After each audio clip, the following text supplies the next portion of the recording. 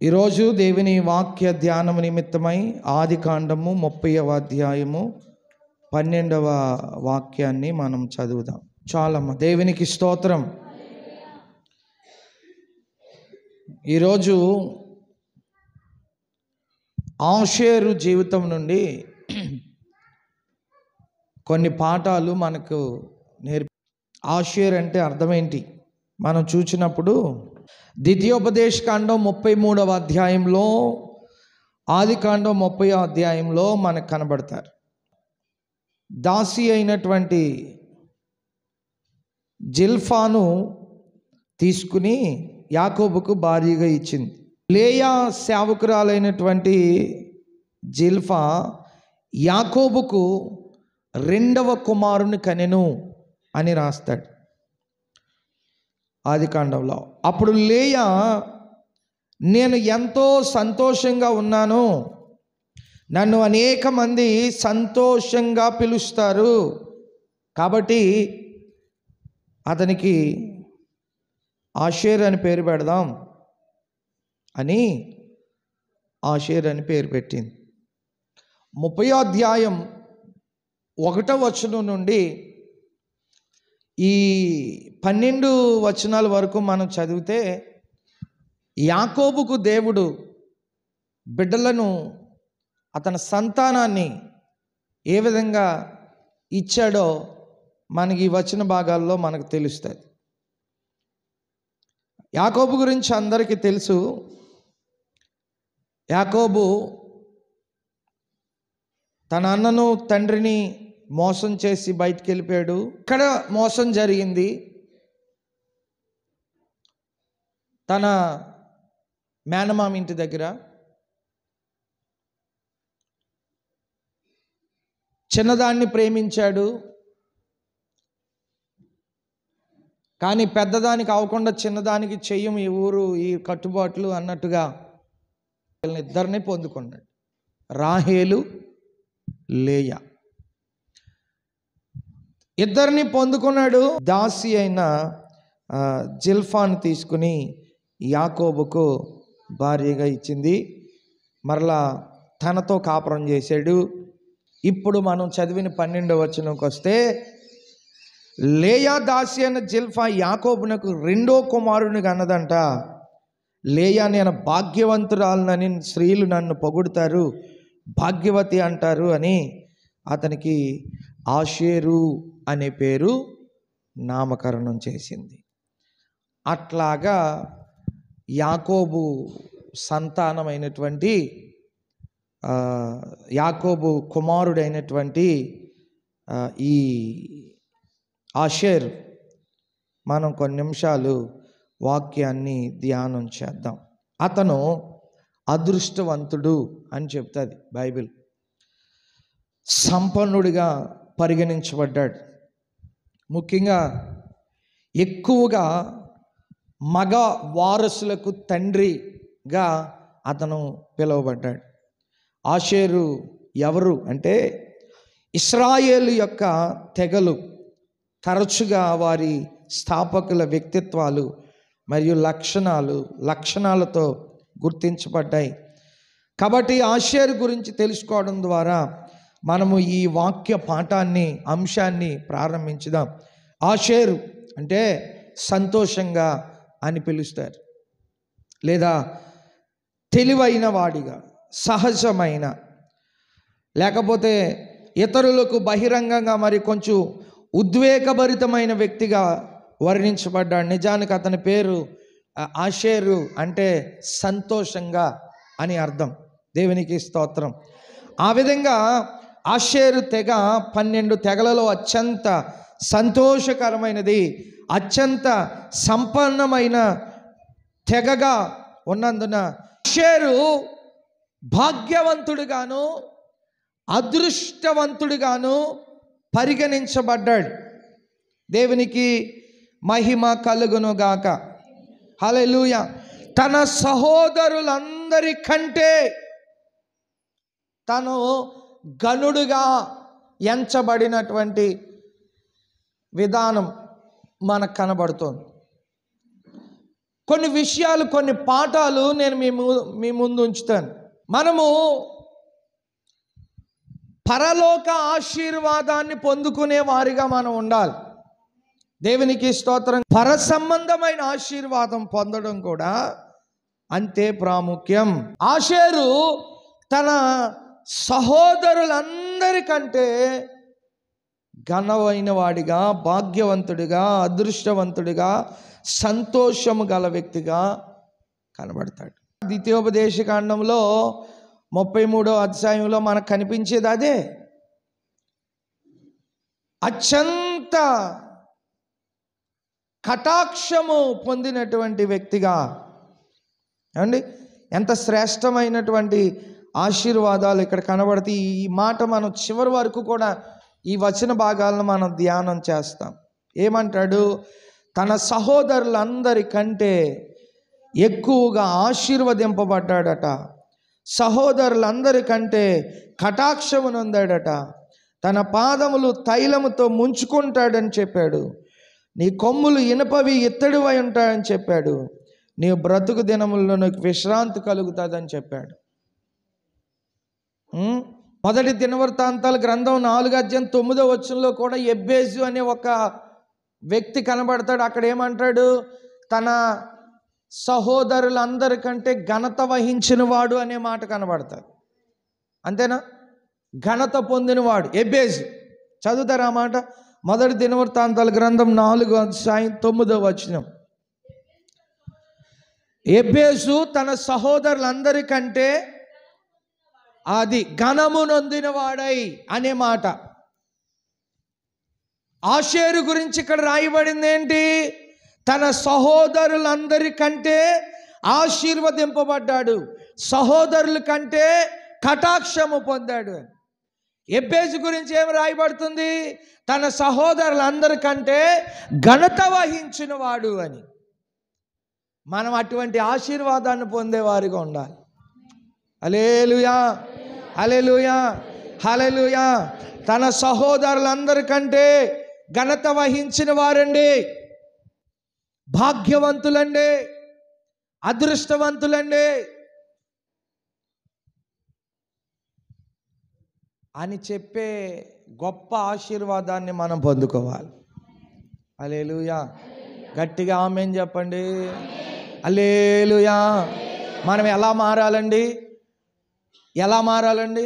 అదృష్టవంతులుగా, ఆశీర్వదింపబడిన జనముగా, దేవుని కటాక్షము పొందిన జనముగా, భాగ్యవంతులుగా. ఆమేన్, హల్లెలూయా. తన తల్లి ఏమనుకుందట? నన్ను అనేక మంది భాగ్యవంతురాలు అని స్త్రీలందరూ, మహిళలందరూ నన్ను పొగుడుతారు కనుక ఇతని పేరు ఆషేర్ అని పెడదామనుకుందట. హల్లెలూయా, హల్లెలూయా. మొదటిది మనం పొందాల్సింది పరలోక ఆశీర్వాదం. ఆమేన్. ఘనత వహించిన వారిలో, అదృష్టవంతులు వీళ్ళు, భాగ్యవంతులు వీళ్ళు, గొప్ప ఆశీర్వాదమును కటాక్షము పొందిన వాళ్ళలో, దేవుని కృపను పొందిన వాళ్ళు ఎలా అనాలి? అంతేనంటారా? భాగ్యవంతులు అనాలి. మిమ్మును బట్టి సంతోషించాలి. ఎందుకు చేశాండ్రా బాబు ఈ మనుషులని దేవుడు సంతాపపడ్డాడంట నోవాహు దినాల్లో. అలాగా మనల్ని ఎందుకు చేశాడా అని ఆయన బాధపడకూడదు, వీళ్ళు ఎందుకు పుట్టారురా బాబు అని సమాజం బాధపడకూడదు. మనం ఎలా మారాలి అంటే భాగ్యవంతులుగా మారాలి. హల్లెలూయా, హల్లెలూయా. ఆ తర్వాత ఆయన సహోదరులందరికంటే ఎక్కువ ఆశీర్వాదము, ఆశీర్వాదము. ప్రైజ్ ది లార్డ్, హల్లెలూయా. ఆశీర్వదింపబడిన ప్రజగా మనం ఉందుముగాక. రెండవది, శ్రేష్టమైనటువంటి ఆహారం ఉందంట. ఎవరి దగ్గర? మన దగ్గర ఏముండాలండి? ఇక్కడ ఏమంటున్నాడు? రాజులకు తగిన మధుర పదార్థములు అతడిచ్చును. అతని దగ్గర శ్రేష్టమైన ఆహారము కలదు. ఆమెన్. మన దగ్గర ఏముండాలి మరి? ఆషేరు దగ్గర ఏ ఆహారం అయితే ఉందో ఆ ఆహారం మన దగ్గర కూడా ఉండాలి. Praise the Lord. Hallelujah, hallelujah. శ్రేష్టమైన ఆహారం ఉండాలి. ఆషేరు దగ్గర శ్రేష్టమైన ఆహారం ఉంది. అది మాత్రమే కాదు, రాజులకు తగిన పదార్థాలు కూడా అతని దగ్గర ఉన్నాయి. హల్లెలూయా, హల్లెలూయా. చూడండి, మన దగ్గర ఉండవలసిన ఆహారం ఏంటో తెలుసా? యోహాను సువార్త 6వ అధ్యాయంలో జీవాహారం నేనే అంటాడు ఆయన. పరలోకము నుండి దిగి వచ్చిన ఆహారం నేనే అంటాడు ఆయన. 6వ అధ్యాయం అంతా కూడా అదే చెప్తాడు. పైనుండి వచ్చిన, పరలోకము నుండి వచ్చిన ఆహారం జీవాహారం. ఇదిగో ఈ లోకంలో ఉన్న ఆహారం తింటే వారికి మరలా ఆకలేస్తుంది. మరలా సాయంత్రం తినాలి, ఉదయం తినాలి, మధ్యాహ్నం తినాలి, మరలా ఆకలేస్తే మరలా తినాలి. కానీ పైనుండి వచ్చిన ఆహారం ఆయన భుజిస్తే ఆకలి ఉండదు. 6వ అధ్యాయం అంతా అదే చెప్తాడు. ఆత్మీయమైన ఆహారం. చదవమ్మా.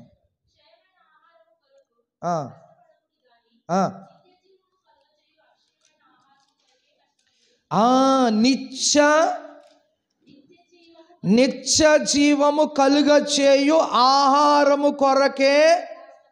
అది మన ప్రయాస అంతా ఎందుకు పడాలంటున్నాడు చెప్పండి? మీరు మాట్లాడాలండి. ఎన్నో వచనం అది? 6:27 వచనం చదవండి. క్షయమైన ఆహారము కొరకు కష్టపడకుడు కానీ నిత్య జీవము కలుగజేయు అక్షయమైన ఆహారము కొరకే.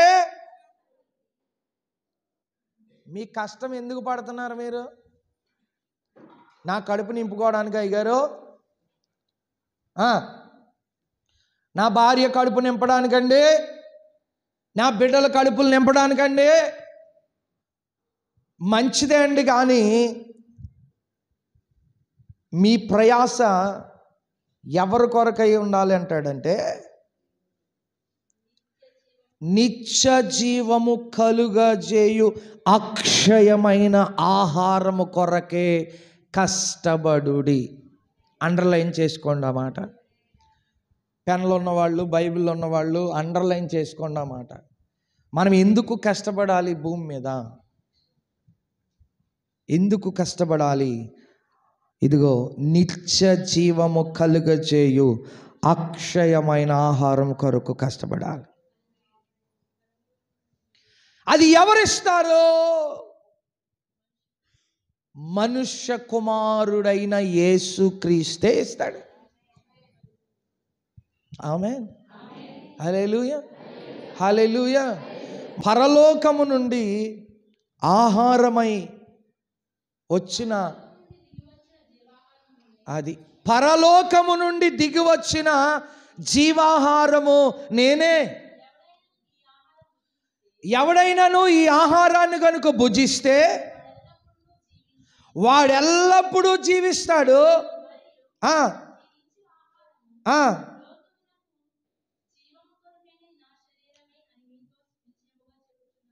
హల్లెలూయా, హల్లెలూయా, హల్లెలూయా.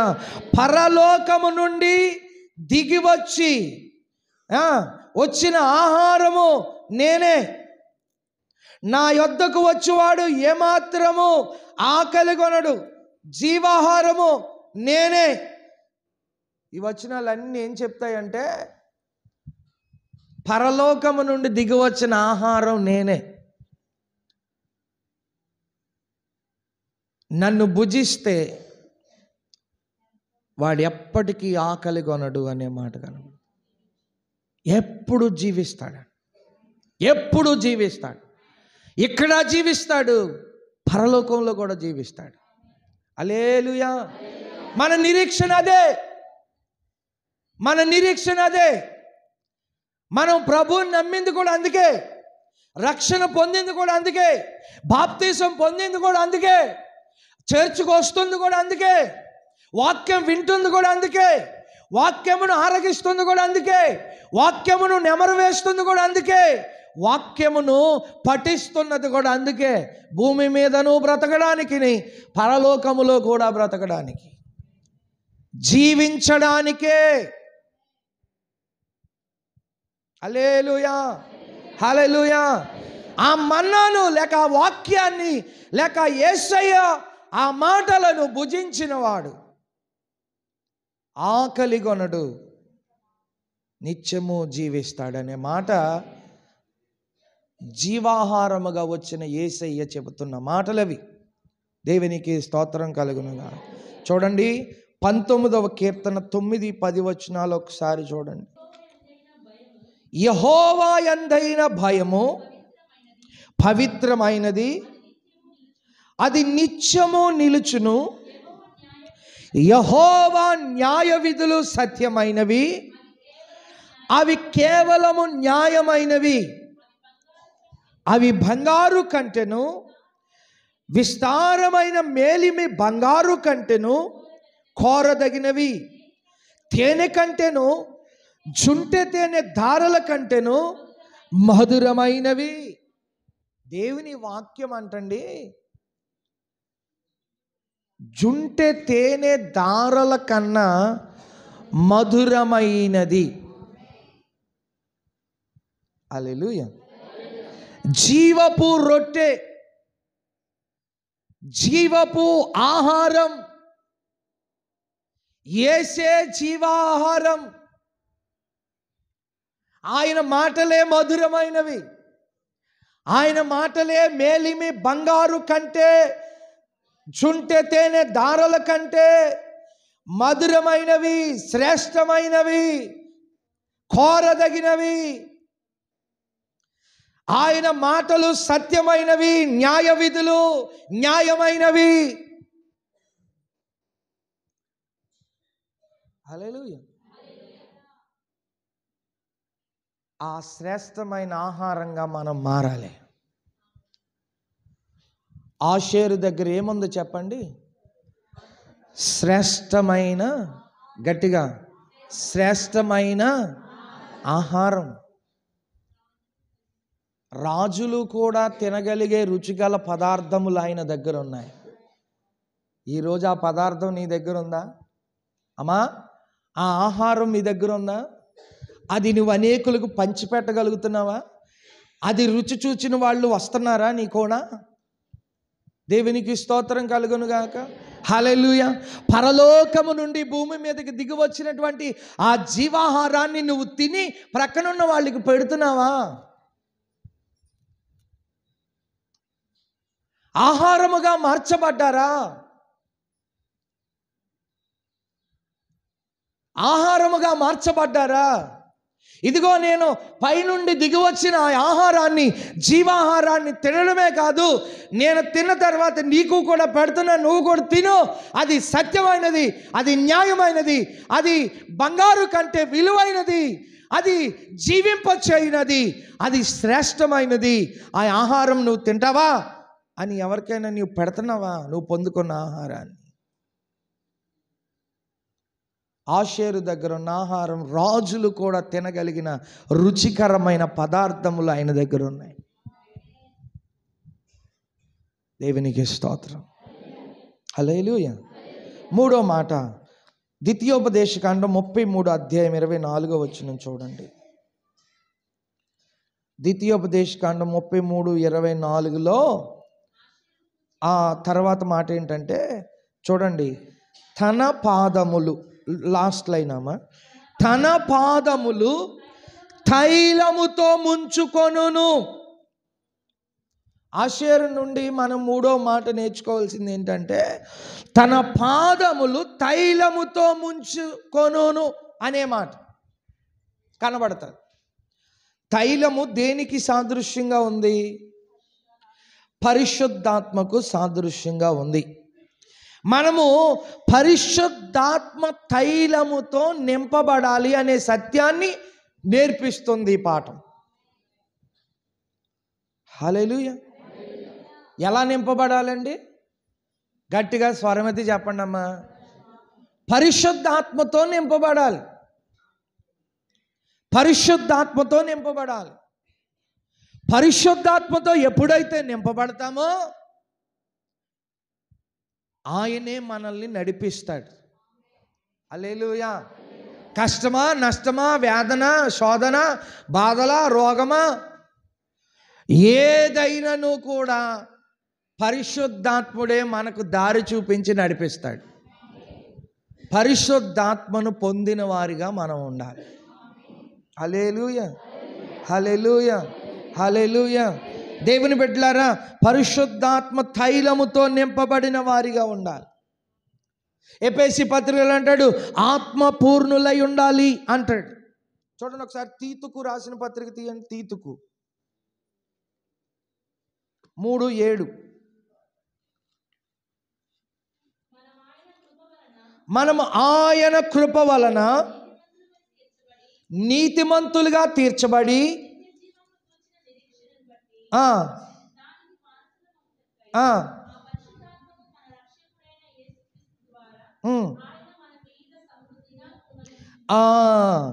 నిరీక్షణను బట్టి పరలోక రాజ్యమునకు నిత్య జీవమునకు వారసులవడానికి పరిశుద్ధాత్మను యేసుక్రీస్తు ద్వారా మనకు అనుగ్రహింపబడింది. సమృద్ధిగా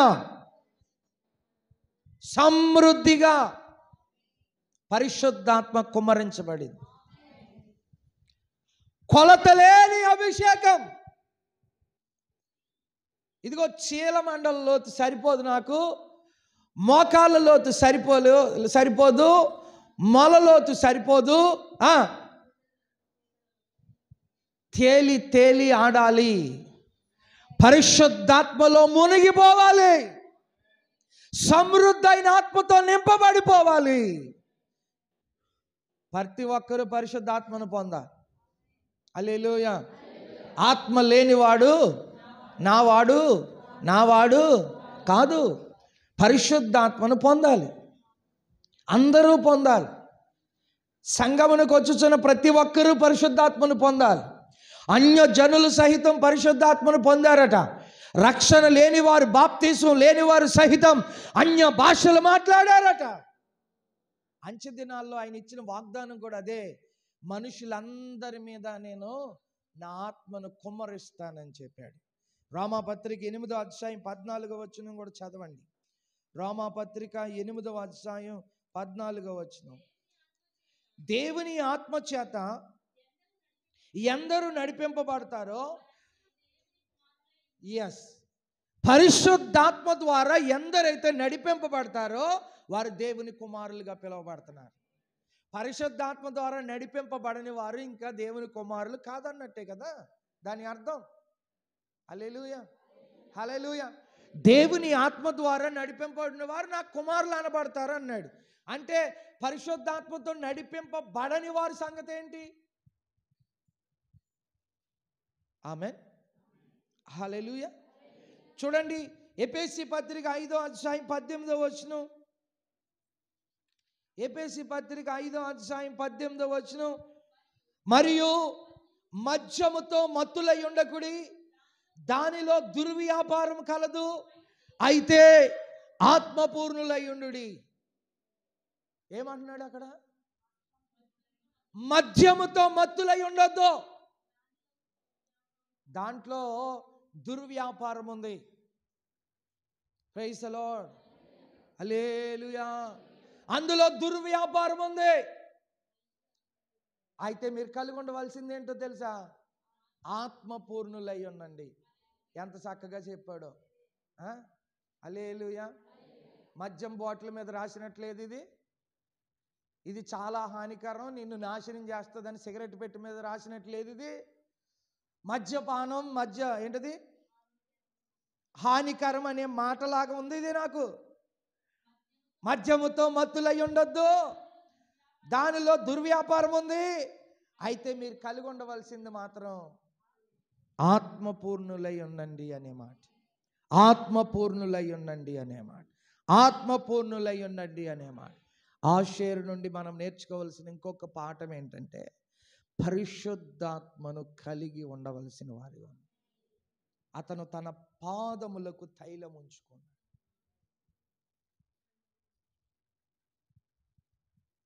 పరిశుద్ధాత్మ కలిగి ఉన్నారా? మీరు పొందారా? ఎదురు చూసారా? దానికోసం కనిపెట్టాలి. 120 మంది పెద్దలు మేడగదిలో కనిపెట్టారు. కనిపెడితేనే వాళ్ళు పొందుకున్నారు. కనిపెట్టకుండా వెళ్ళిన పరిశుద్ధాత్ముడు ఏమో వచ్చేలా వారు కనిపెట్టారు.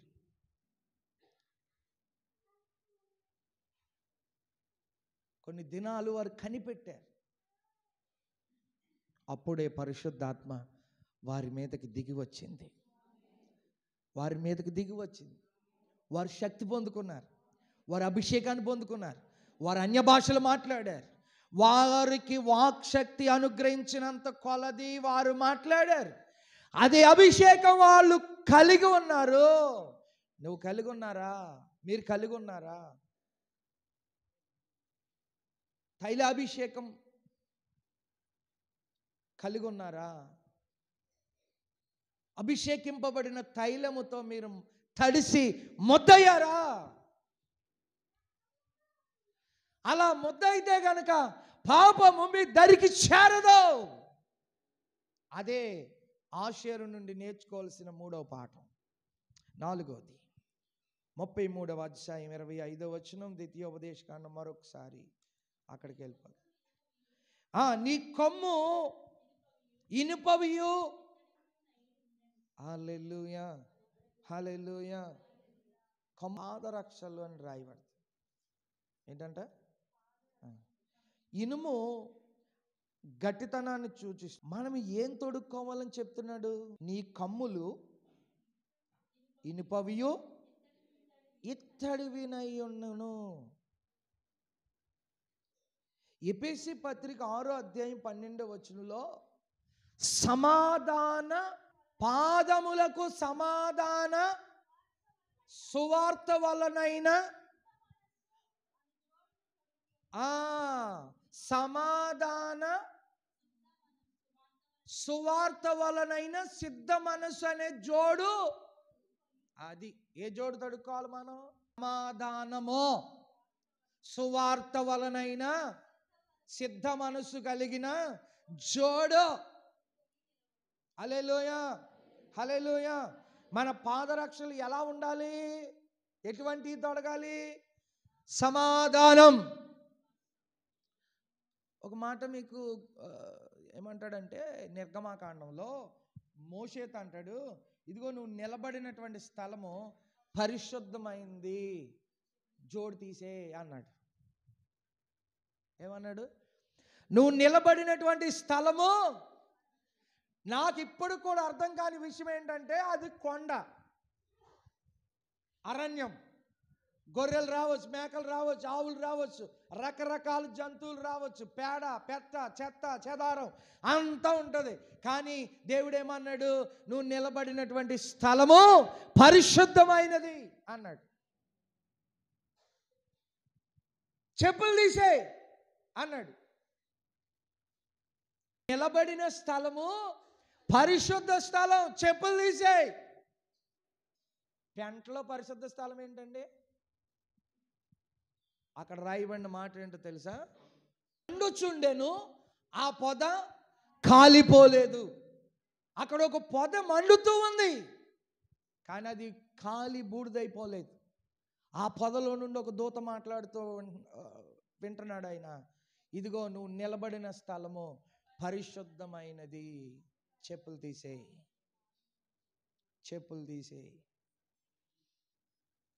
15వ అధ్యాయం 1వ వచనం కీర్తనలు అంటాడు, ప్రభువా నీ గుడారములో అతిథిగా ఉండదగిన వాడు ఎవడు? నీ పరిశుద్ధ పర్వతమునకు ఎక్కదగిన వాడు ఎవడు? పరిశుద్ధమైన చేతులు, శుద్ధమైన హృదయం కలిగి ఉండువాడే ఆ పట్టణాన్ని ఎక్కగలడు, ఆ పర్వతమును ఎక్కగలడు. అలాంటి జోడు తొడుక్కున్న వారిగా ఉండాలి మనం. దేవుని స్తోత్రం, హల్లెలూయా. నీ కన్నులు పరిశుద్ధ స్థలం మీద నిలవబడగలుగుతున్నాయా, నిలవబడట్లేదా మీరు గమనించుకోవాలి. మీ అడుగులు స్థిరత్వం కలిగి ఉన్నాయా లేదా గమనించుకోవాలి. ఇదిగో 40వ కీర్తనలు అంటాడు, నీ పాదములు లేక నా పాదములు బండ మీద నిలబెట్టాడు అంటాడు. ఎక్కడ నిలబెట్టాడు? బండ మీద నిలబడే పాదములుగా ఉండాలి మన పాదాలు. మరలా పాయింట్కి వస్తాను. నీ కమ్ములు ఇనపవి, ఇత్తడివి. నీ కమ్ములు ఇనపవి, ఇత్తడివి ఉన్నాయి. ఆషేరు నుండి మనం నేర్చుకోవాల్సిన మరొక పాఠం ఏంటంటే, ఇదిగో మనము సమాధానం అనే జోడు తొలగాలి. సువార్త, ఆమేన్, మనం అందించు వారిగా మారాలి. మనము నిలబడిన స్థానము పరిశుద్ధమైనదిగా మనము ఎంచుకోవాలి. ఆ స్థలములో ప్రభు మనతో మాట్లాడతాడనే విషయాన్ని తెలుసుకోవాలి. మన అడుగులు బండ మీద స్థిరపరుస్తాడని తెలుసుకోవాలి. మనము ఆయన సన్నిధిలో నిలబడే వారిగా, స్థిరమైన వారిగా ఉండాలన్న విషయాన్ని తెలుసుకోవాలి. 6వ మాట చెప్తాను. బిడ్డలను కన్నారు, బిడ్డలను కన్నారు. బిడ్డలు ఉన్నారు. మరి మన సంగతి ఏంటి? మనము కూడా బిడ్డలను కనాలి. ఏ బిడ్డలను కనాలి? శారీరకమైన బిడ్డలైతే నాకు 4 ఉన్నారు. ఆత్మీయమైన బిడ్డలైతే ఇదిగో మీరు అందరూ, ముక్తేశ్వర్లో ఉన్న వాళ్ళందరూ, మీరందరూ నాకు ఆత్మీయ బిడ్డలుగానే ఉన్నారు. ఆమేన్. మనము ఆత్మీయమైన బిడ్డలను కనేవారిగా మారాలి. మనం మీకు దేవుడు మీకు ఇచ్చిన బిడ్డలు మీకు సొంతం. కానీ మీరు సంపాదించవలసిన ఆస్తి కూడా ఉంది. అదేంటంటే ఆత్మీయ బిడ్డలను సంపాదించుకోవాలి. ఆత్మీయ బిడ్డలను ఎప్పుడైనా కన్నారా మీరు? నీ ద్వారా ఒక బిడ్డ అయిన దేవుని సన్నిధికి వచ్చారా? 1 కొరింథీ 4:16లో పౌలు ఇదిగో ఆ సంఘాన్ని అంటాడు, మీరు నాకు ఆత్మీయ పిల్లలుగా ఉన్నారు అంటాడు. ప్రతి ఊరు వెళ్ళడం, ఆ ఊరిలో బిడ్డలను, ఆత్మీయ బిడ్డలను సంపాదించుకోవడం. తిమోతిని అంటాడు, నేను కనిన కుమారుడా అంటాడు. ఇదిగో ఈరోజు నేను మీ ముందు ఉంచుతున్నాను చూడండి. గొడ్రాలిగా ఉండకూడదు ఎవరు? ఆమేన్. ఎలా ఉండకూడదు? గొడ్రాలుగా ఉండకూడదు. నీకంటూ ఆత్మీయమైన పిల్లలు ఉండాలి. శారీరకమైన పిల్లల కోసం కాదు నేను మాట్లాడేది ఇక్కడ. ఆత్మీయమైన పిల్లలు ఉండాలి నీకు. హల్లెలూయా, హల్లెలూయా. నా పని, నా ఉద్యోగం, నా వ్యాపారం, నా కుటుంబం, నా భార్య, నా పిల్లలు అంటూ బ్రతుకుతున్నావే, అదే కాదు ప్రాముఖ్యం. నీకంటూ నీ చుట్టూ ఆత్మీయ పిల్లలను సంపాదించుకోవాలి. హల్లెలూయా, హల్లెలూయా, హల్లెలూయా. పలకరించేవారు ఉండాలి, ఆప్యాయంగా పలకరించేవారు ఉండాలి. నన్ను సంఘానికి నడిపించిన నా ఆత్మీయ తల్లి, లేకపోతే నా ఆత్మీయ తండ్రి, లేకపోతే నా ఆత్మీయ సహోదరుడు, నా ఆత్మీయ సహోదరులు అని చెప్పగలిగే స్థాయిలోకి మీరు మారాలి. ఎంతమందిని నడిపిస్తున్నారు దేవుని మందిరానికి? ఎంతమందిని కన్నారు మీరు దేవుని సన్నిధి కోసం? గొడ్రాలుగా ఉండకూడదు, పిల్లలు తల్లి వలె ఉండాలి. ఆమేన్. ఎలా ఉండాలి? పిల్లల తల్లి. అనేక మంది ఆత్మీయ బిడ్డలను నేను సంపాదిస్తాను దేవుని కొరకు, దేవుని రాజ్యము కొరకు. నా పనే బిజీ, ఇంకా నేను ఆత్మీయ పిల్లలు నేను ఎక్కడ సంపాదించుకుంటాను అంటారేమో మీరు. ఆషేరు జీవితం నుండి మనం నేర్చుకోవాల్సిన పాఠం ఏదైనా ఉందంటే, ఇదిగో నువ్వు ఆత్మీయ బిడ్డలను సంపాదించే వ్యక్తిగా మారాలి నువ్వు. హల్లెలూయా. ఫలించు ద్రాక్షావల్లి అంటే అదే. ఫలించు ద్రాక్షవల్లి అంటే నేను, నా భార్య, నా పిల్లలు ఫలించేసి గొప్పోళ్ళు అయిపోయి అదే ఫలింపు అనుకుంటామా? హల్లెలూయా. అదే ఫలింపు, అదే కాదు. నీ తోటి సహోదరులు ఉన్నారే, వాళ్ళను నువ్వు కనాలి, వాళ్ళను నువ్వు కనాలి. అప్పుడు నీవు ఫలిస్తావు. ఒకరిని సంపాదిస్తే వాళ్ళు నీ కోసం ప్రార్థన చేస్తారు, నేను పలానా వ్యక్తి వలన నేను రక్షణలోకి వచ్చాను. వాళ్ళు ఆశీర్వదింపబడతారు, మీ కుటుంబం కూడా ఆశీర్వదింపబడతారు. చైన్ సిస్టమ్ అన్నమాట. ఒకరి కొరకు ఒకరు ప్రార్థన చేస్తూ ఉంటే ఇదిగో గొప్ప ఆశీర్వాదాలు వచ్చి పడతాయి. బిడ్డలను కనే తల్లిగా యేసు మిమ్మల్ని మార్చును గాక. హల్లెలూయా. దేవుని కొరకు బిడ్డలను కనండి. ఫలించు ద్రాక్షవల్లిగా మారండి. పిల్లల తల్లి వలె మీరు అవ్వండి. గొడ్రాలితనం పోవును గాక. 2025 సంఘంలో మరలా ఎంతమందితో ఈ సర్వీస్ జరుగుతుందో మరలా అంతమందితో సెకండ్ సర్వీస్ జరుగును గాక. అంటే మీరు ఆత్మీయ పిల్లలను సంపాదించుకోవాలి. హల్లెలూయా. మీరు ఆత్మీయ పిల్లలను సంపాదించుకోవాలి. మీరు ఆత్మీయ పిల్లలను కనాలి. మీరు ఆత్మీయ పిల్లలను ఎప్పుడైతే కంటారో సంఘము ఆటోమేటిక్గా ఫలిస్తాయి. మీ కుటుంబాలు ఆటోమేటిక్గా ఫలిస్తాయి. చివరగా 7వ మాట చెప్పి నేను ముగిస్తాను. మొదటి దినవృత్తాంతాల గ్రంథం 7వ అధ్యాయం 10వ వచనం. పరాక్రమశాలులు. ఆమేన్. ఎవరున్నారండి? ఇతను ఎవరు? ఆషేరు ఎలాంటి వాడు అంటే ఇక్కడ చెప్తాడు, అతడు పరాక్రమశాలిగా ఉన్నాడు. Praise the Lord. Hallelujah, hallelujah. 2వ తిమోతి పత్రిక 2వ అధ్యాయం 1వ వచనం, న్యాయాధిపతులు 6వ అధ్యాయం 11వ వచనం, గలతీ 5:16 వచనంలో, మొదటి యోహాను 2:15, 16, 17 వచనాల్లో ఇదిగో పరాక్రమశాలులుగా దేవుడు చేశాడట.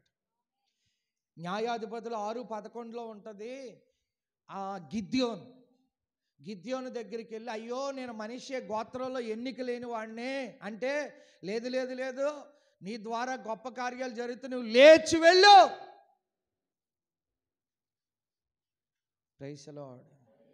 మనం ఎలా మారాలో తెలుసా అండి? పరాక్రమశాలిగా మారాలి. హల్లెలూయా, హల్లెలూయా. పోరాటములో జయించు వారిగా మారాలి. యుద్ధములో విజయం పొందిన వారిగా మారాలి. మనం పోరాడినది ఎవరితోనట? శరీరులతో. ఎవరితో పోరాడుతున్నాం? అది మనం పోరాడింది సాతాను శక్తులతో పోరాడుతున్నామండి. ఆ పోరాటంలో జయం కావాలంటే మనకు కావాల్సింది బలం కావాలి. పరాక్రమశాలులుగా మారాలి. అయ్యో నేను ఎన్నిక లేని వాడినే, నేను ఎట్లా పోగలను, నేను ఎలా జయించగలను అని గిద్యోను. ఆమేన్. అలాగ అనకూడదు. పరాక్రమశాలిగా మనము జయించగలిగే కృప దేవుడు మనకిచ్చును గాక. ఇంకొక మాట, 7వ మాట, లూకా శుభవార్త 2వ అధ్యాయం 36వ వచనం. ఆషేరు గోత్రము నుండి అన్న 84 సంవత్సరములు కలిగిన విధవరాలయ్యుండి దేవాలయాన్ని విడువక రేయింబగలు దేవుని సన్నిధిలో ఉపవాసము చేస్తూ పరిచర్య చేస్తూ సేవ చేస్తూ ఉందట. ఏ గోత్రం నుండి వచ్చింది ఆమె? అదొక అద్భుతమైన కార్యక్రమం కదా. హల్లెలూయా. ఒక అద్భుతమైనటువంటి సమయం కదా. ఆవిడ ఏం చేసింది?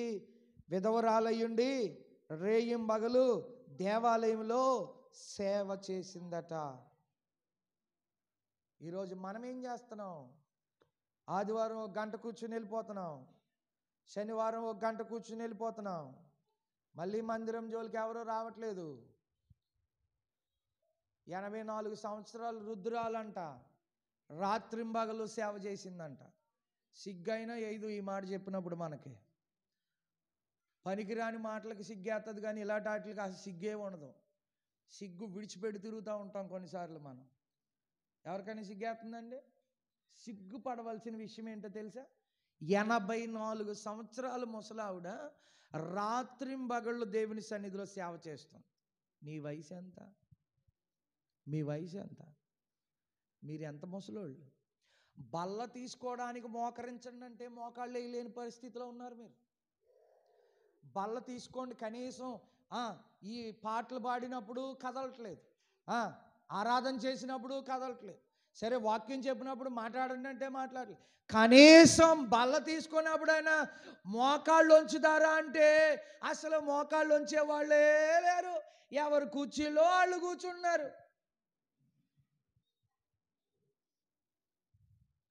కింద కూర్చోవడానికి ఇష్టపడిన వాళ్ళు ముగ్గురు. మోకాళ్ళు బలహీనం అయిపోయాయి. పని చేసుకోవడానికి శక్తి వస్తుంది, గెడంచీల మీద ఎక్కి వెళ్ళడానికి శక్తి వస్తుంది, తాడు మోపులు దిగడానికి శక్తి వస్తుంది. పెయింటర్స్ మోకరించి 2 చేతులు పైకి ఎత్తడానికి శక్తి రావట్లేదు. ఆరోగ్యం వచ్చేయాలి మీకు. సిగ్గైనా ఎట్లేదు దేవుడు మీకు కొంచెమైనా. ఆరోగ్యం వచ్చేయాలి, క్షేమం వచ్చేయాలి. కూర్చుని టీవీల దగ్గర ఎంతసేపు అయినా కూర్చుంటారు, కానీ వచ్చి కాసేపు మోకరించి ప్రార్థన చేయడం మీకు తెలీదు. గట్టిగా మాట్లాడితే మీకు కోపం, నన్ను ఇలాగనేసాడు అలాగనేసాడని బాధ. ఆషేరు గోత్రం నుండి వచ్చిన ఒక స్త్రీ అన్న ఆమె 84 సంవత్సరాలు ముసల్ది, చచ్చిపోయే వయసు, దగ్గర పడింది కాటికి వెళ్ళడానికి, రేపో మాపో మోసుకెళ్ళిపోవడానికి సిద్ధపడాలి మనందరం. అలాంటి పరిస్థితిలో ఉన్న ముసలావిడ రాత్రింబగళ్ళు దేవుని సన్నిధిలో సేవ చేస్తుందంట. ఈరోజు నీ జీవితం ఎలాగుందో ఒకసారి జ్ఞాపకం చేసుకో. నీ వయసు ఎంతో జ్ఞాపకం చేసుకో. తల్లి, సహోదరుడా, సహోదరి, దేవుని కోసం ఏం చేసావు నువ్వు? యేసయ్య నీ కొరకు కల్వరి శిలువలో ప్రాణం పెట్టేశాడు, రక్తం కార్చాడు, శిలువ మోసాడు, బల్లె పొడిశారు నీ కోసమే, నా కోసమే. ముళ్ళు కిరీటం పెట్టారు మన కోసమే, మన పాపముల కోసమే. నిన్నేమన్నా సిలువ ఎక్కమన్నాడు ఆయన? నిన్నేమన్నా మేకులు కొట్టించుకోమన్నాడు ఆయన? నిన్నేమన్నా బల్లెంతో పొడిపించుకోమన్నాడు ఆయన? నేనేమన్నా 40 దెబ్బలు ఒకటి తక్కువ 40 దెబ్బలు తినమన్నాడా? లేదే. రేయింబగళ్ళు దేవుని సన్నిధిలోనికి వచ్చి నీ బ్రతుకు దినాల కోసం, క్షేమం కోసం నీవు అంగలార్చి దేవునికి అన్నాడు. అంతేనా? నా కోసం వస్తారా మీరు? మీ కుటుంబం క్షేమంగా ఉండాలి, మీరు క్షేమంగా ఉండాలి, మీ గ్రామం క్షేమంగా ఉండాలి, మీరందరూ ఆశీర్వాదానికి వారసులుగా ఉండాలి. అప్పుడు దేవుని మందిరంలో సేవ చేయవారిగా మారాలి కదా. మోకరించండి, 2 చేతులు పైకెత్తండి, ప్రభువుతో మాట్లాడండి. 1 నిమిషం ప్రభువుతో మాట్లాడండి. ఆషేరు నుండి శ్రేష్టమైన పాఠాలు, జీవిత పాఠాలు దేవుడు మనకు నేర్పించాడు.